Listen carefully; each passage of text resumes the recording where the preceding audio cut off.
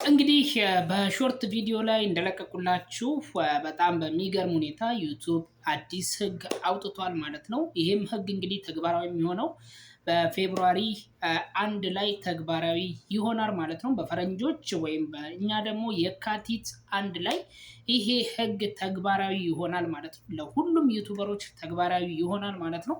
እኔ እንግዲህ ዛሬ የምሰጣችሁ የተወሰኑ መፍትሄዎች አሉ። በእነዚህ መፍትሄዎች ፈጠን ብላችሁ ከተጠቀማችሁበትና ትኩረት አድርጋችሁ ከተከታተላችሁ በተለይ ሞኒታይዝ ሆናችሁ በአሁን ሰዓት ላይ ገንዘብ እየተቀበላችሁ ያላችሁ ሰዎች፣ ገንዘቡን እየወሰዳችሁ ያላችሁ ሰዎች፣ እየሰራችሁበት ያላችሁ ሰዎች ማለት ነው የሚመጣላችሁ ነገር አለ። ያንን ነገር እስቲ በዚህ ቪዲዮ መጨረሻ ላይ እነግራችኋለሁ ማለት ነው። እኔ አሁን በጣም በሚገርማችሁ ሁኔታ ዩቲዩብ በጣም አስደንጋጭ የሆነ ነገር ነው እንግዲህ በዓለም ላይ የለቀቀው ማለት ነው። ይሄ የ8000 ሰዓት ጉዳይ ብዙ ዩቲዩበሮችን ዓለም ላይ ያሉ ዩቲዩበሮችን በጣም እያስጨነቀና እያደከመ ያለበት፣ በተለይ ደግሞ ሞራል የሌላቸውን ሰዎች በጣም ቶሎ ብለው ለማደግ የሚፈልጉ ሰዎች ወይም ደግሞ በአቋራጭ ቶሎ ብለን እናድጋለን ለሚሉ ሰዎች በጣም ልብ አንጠልጣይ የሆነ በጣም ከባድ የሆነ ዱብዳ ነው ማለት ነው። ይህንን ዱብዳ ለመሻገር እንግዲህ የተወሰኑ መፍትሄዎችን አሳውቃቸዋለሁ ማለት ነው። እውነትም ዩቲዩበር ለመሆን ከሆነ ፍላጎታችሁ 8000 ሰዓት እውነቱን ለመናገር ከሆነ በአንድ ቪዲዮ፣ በሁለት ቪዲዮ፣ በሶስት ቪዲዮ፣ በ30፣ በ40፣ በ100፣ በ200፣ በ300 ቪዲዮ ልትመጣ የምትችል ሰዓት ናት ማለት ነው። ነገር ግን ደግሞ ከስንፍናችን አኳያ ከድክመታችን አኳያ ያለመስራት ጥረን ላለማግኘት እንግዲህ በአሁኑ ሰዓት ላይ ዩቲዩብ ምን እያደረገ ነው? ጥራችሁ ግራችሁ ስሩ እያለ ነው የሚገኘው ማለት ነው።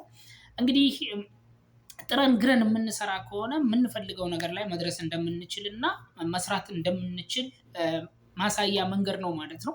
እንግዲህ አሁን ዩቲዩብ ያመጣው አዲሱ ህግ በሚያሳዝን ሁኔታ በፊት በ1000 ሰብስክራይብ እና በ4000 ሰዓት ሞኔታይዜሽን ማመልከት የምትችሉ ሰዎች ምን አድርጓል?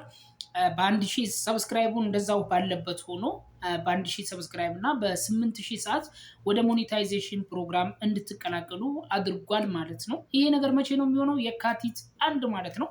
ምናልባት አሁን ኦገስት ላይ ነው ያለነው። ከዚህ ጀምራችሁ ቢያንስ አንድ 5 ወር ይቀራችኋል ማለት ነው።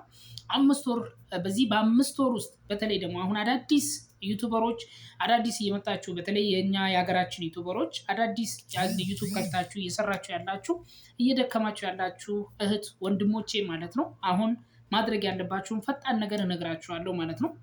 በዚህ በ5 ወር ውስጥ ፈጥናችሁ 4000 ሰዓት እና 1000 ሰብስክራይብ ሞልታችሁ ከሆነ ወደ 8000 ሰዓት የምታደርጉትን ግስጋሴ ጋፕ ያደርግላችኋል፣ ያቆምላችኋል ማለት ነው። ቶሎ ብላችሁ የካቲት 1 ሳይደርስ ወይም ደግሞ በፈረንጆች ፌብሩዋሪ 1 ሳይደርስ ቶሎ ብላችሁ ፈጥናችሁ 4000 ሰዓት እና 1000 ሰብስክራይብ መሙላት ይጠበቅባችኋል። ወዲያው ሞኔታይዜሽናችሁን አመልክታችሁ በአሮጌ ውስጥ ትካተታላችሁ ማለት ነው። ነገር ግን ይሄን የማታደርጉ ከሆነ ጉዟችሁ ለ8000 ነው ሩጫው ማለት ነው። እና 8000 ላይ ለመድረስ እንግዲህ እንኳን 8000 አይደለምና 4000 ላይ ለመድረስ ምን ያህል እንደሚያደክምንና ምን ያህል እንደሚያዳግት ለእናንተ ልነግራችሁ አልችልም። እናንተ ታውቁታላችሁ ማለት ነው። ሌላ ደግሞ እናንተ የበፊቶቹስ ሞኔታይዜሽን ሆናችሁ ገንዘብ እየተቀበላችሁ ያላችሁ ሰዎች ምንድን ነው ማድረግ ያለባችሁ? በሚገርማችሁ ሁኔታ አሁን ዩቲዩብ አሁን ባወጣው አዲሱ ህግ መሰረት ምን አድርጓል? ልክ ወደ ፌብሩዋሪ ከመግባቱ በፊት ወይም ደግሞ ወደ አዲሱ አመት ከመግባቱ በፊት 30 ወይም 29 ወይ 28 ላይ 28 ወይም 29 ላይ አዲሱ አመት ሳይገባ ማለት ነው የካቲት 1 ሳይገባ በ31 በ30 በ28 በ29 በእነዚህ ቀናቶች ላይ በፊት ሞኔታይዝ ሆናችሁ ገንዘብ እየተቀበላችሁ ያላችሁ ሰዎች ኖቲፊኬሽን ሜሴጅ ይገባላችኋል ማለት ነው። ዩቲዩብ ስቱዲዮአችሁ ላይ ወይም ደግሞ ዋይቲ ስቱዲዮአችሁ ላይ ወይም ዩቲዩብ ስቱዲዮአችሁ ላይ ሜሴጅ ይገባል ማለት ነው። ያንን ሜሴጅ ነክታችሁ ኤክሴፕት ማድረግ ይጠበቅባችኋል ማለት ነው። እነማ ሞኔታይዝ ሆናችሁ ገንዘብ እየሰራችሁ ያላችሁ ሰዎች ማለት ነው። ያንን ኤክሴፕት ካላደረጋችሁ ደግሞ ምን ያደርጋል ማለት ነው? ምናልባት ሞኔታይዜሽናችሁን ሊያነሳው ይችላል። ድጋሜ ለ8000 ሰዓት ግስገሳ እንድትጓዙ ሊያደርጋችሁ ይችላል ማለት ነው። እችን ነገር ትኩረት አድርጋችሁ በየጊዜው እንግዲህ 5 ወር አላችሁ ብያለሁ። በዚህ በ5 ወር ውስጥ አምስተኛው ወር ከመግባቱ በፊት 5ኛው ወር ከማለቁ በፊት 4ኛው ወር መጨረሻ ላይ 28 27 26 ከ25 ጀምራችሁ ዩቲዩብ ስቱዲዮአችሁን ቼክ ማድረግ እንዳትዘናጉ ማለት ነው። ምክንያቱም ሜሴጅ ይመጣል፣ ዩቲዩብ ስቱዲዮ ላይ ሜሴጅ ይመጣል። ያንን ሜሴጅ ኤክሴፕት ማድረግ ይጠበቅባችኋል ማለት ነው። ያንን ሜሴጅ ኤክሴፕት ካላደረጋችሁ ሞኔታይዜሽናችሁ ሊነሳ ይችላል። ግስጋሴያችሁ ለ8000 ሰዓት ሊሆን ይችላል ማለት ነው። ግዴታ ያንን ሜሴጅ ኤክሴፕት ማድረግ አለባችሁ። እነማ ሞኔታይዝ ሆናችሁ ገንዘብ እየሰራችሁ ያላችሁ እህት ወንድሞቼ ማለት ነው።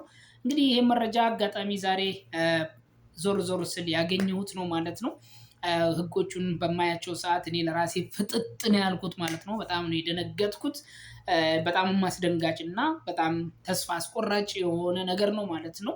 እንግዲህ እንደዚህ አይነት አስተማሪ የሆኑ ቪዲዮዎች ለእናንተ እንዲደርሳችሁ አብራችሁን ስለቆያችሁ ከልብ አመሰግናለሁ።